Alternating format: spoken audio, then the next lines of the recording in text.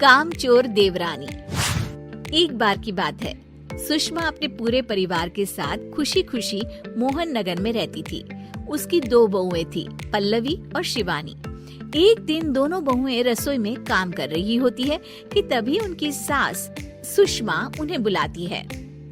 अरे बहू, जरा इधर तो आना। शिवानी, जरा जाकर देखना सासू माँ क्या कह रही हैं। दीदी आप ही देख लो ना जाकर, आपको भी तो सुनाई दे रहा है। अरे मैं आटा गूंद रही हूँ ना, तुम चली जाओ। हाँ तो मैं भी तो सब्जी काट रही हूँ ना दीदी। अरे बहू जल्दी आओ।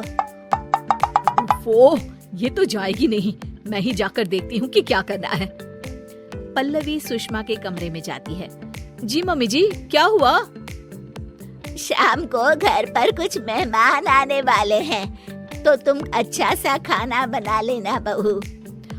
ठीक है मम्मी जी, आप बता दीजिए क्या क्या बनाना है और कितने लोग आ रहे हैं। सुनील की मौसी जी और उनका पूरा परिवार आ रहा है। कुल मिलाकर 3 लोग और हमें मिलाकर हुए 9 लोग।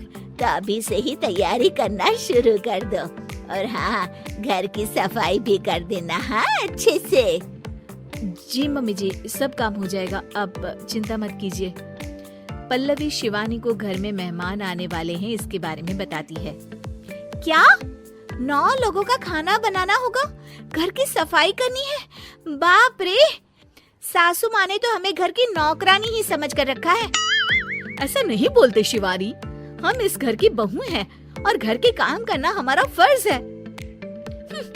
दीदी तो है ही सासू माँ की चमची, जब देखो सासू माँ सासू माँ। मैं तो इतना सारा काम नहीं करने वाली। शिवानी कपड़े लेकर गमला साफ कर रही होती है और चक्कर आने का नाटक करने लगती है। मेरा सर चकरा रहा है। तभी वहाँ पल्लवी और सासू माँ जाते हैं। अरे बहू, क्या हो गया तुम्हें? मम्मी जी, बहुत तेज सर में दर्द हो रहा है। तुम एक काम करो शिवानी, आराम कर लो। नहीं नहीं दीदी, घर में मेहमान आने वाले हैं, मुझे आपकी मदद करनी चाहिए। अरे कोई बात नहीं शिवानी, तुम आराम कर लो, मैं सब काम कर लूंगी। ठीक है दीदी, अगर आप इतना कह रही हैं तो आराम कर लेती हूँ। शिवानी आराम से अपने कमरे में मैगजीन पढ़ रही होती है। इसे कहते हैं आराम की जिंदगी।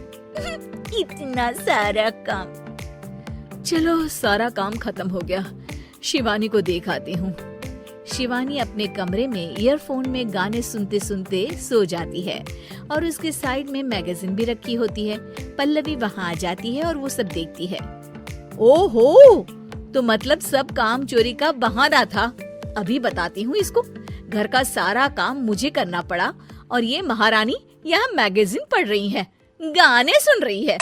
पल्लवी रसोई से एक प्लेट और चम्मच लेकर आती है और शिवानी को थाली बजाकर उठाने लगती है। शिवानी अचानक से उठती है। उठ गई महारानी, गाने भी सुन लिए, मैगजीन भी पढ़ ली। तुम तो बहुत बड़ी झूठी निकली शिवानी। तुमने सर दर्द का बहाना बनाया ताकि काम करने से बच सको। हाँ बनाया बहाना, तो क्या करती, इतने सारे काम करती। मुझे कोई शौक नहीं है चापलूसी का। क्या चापलूसी? तुम्हें लगता है कि मैं सारे काम चापलूसी के लिए कर रही हूँ? और नहीं तो क्या। तभी वहाँ सासू माँ आ जाती हैं। अरे बहू, वो लोग बस आने ही वाले हैं, तुम तैयारियां कर लो। जी सासू माँ, तुझे तो मैं बाद में देखती हूँ। सब खाना खाने बैठते हैं और खाना शुरू करते हैं। तभी सुनील की मौसी बोलती है।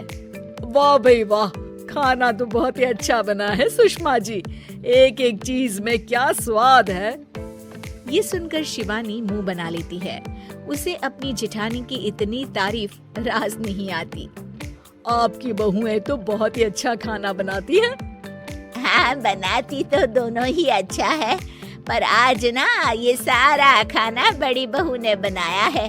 छोटी बहू की तबीयत ठीक नहीं थी, सो इसलिए। मानना पड़ेगा सुषमा जी, आपकी बड़ी बहू तो बहुत ही गुणवान है।